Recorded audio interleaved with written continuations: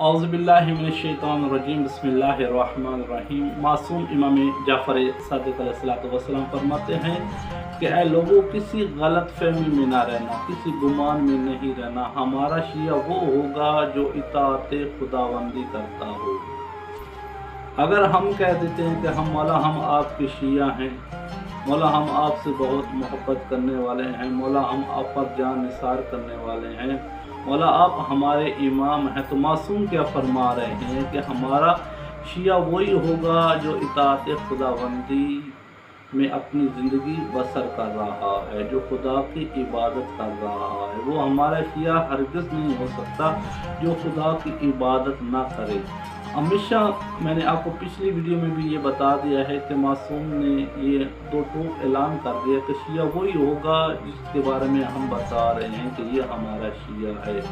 किसी आप गलत फहमी में ना रहें, क्योंकि जब हमारी ज़बान के पीछे हमारा अमल गवाही देगा तो फिर हम यही समझेंगे कि हम सच्चे शिया हैं। जब हम अपनी ज़बान से इकरार करते रहें लेकिन हमारा अमल गवाही ना दे तो फिर हम शिया नहीं हो सकते। मासूम फरमा रहे हैं कि अब किसी गुमान में ना रहें, अब किसी गलत फहमी में ना रहें। शिया हमारा वही होगा जो खुदा की इबादत करने वाला होगा, जो खुदा की इताअत करने वाला होगा। इसके अलावा शिया हो ही नहीं सकता। इसके अलावा जो भी कहता है वो मुनाफिक हो सकता है, वो मोमिनीन को धोखा दे रहा, वो अपने आप को भी धोखा दे रहा है कि मैं शिया हूँ। शिया वही होगा जो खुदा की इबादत करने वाला है, जो अहले बैत अलैहिस्सलाम के फरमान पर अमल करने वाला है।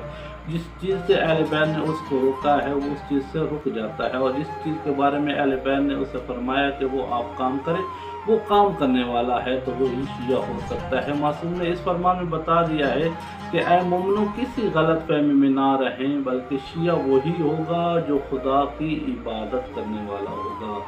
तो हमें चाहिए कि अल्लाह तबारक व तआला की इबादत करें और अहले बैत अलैहिस्सलाम का हकीकी शिया बनने की अल्लाह हमें तौफीक अता फरमाए।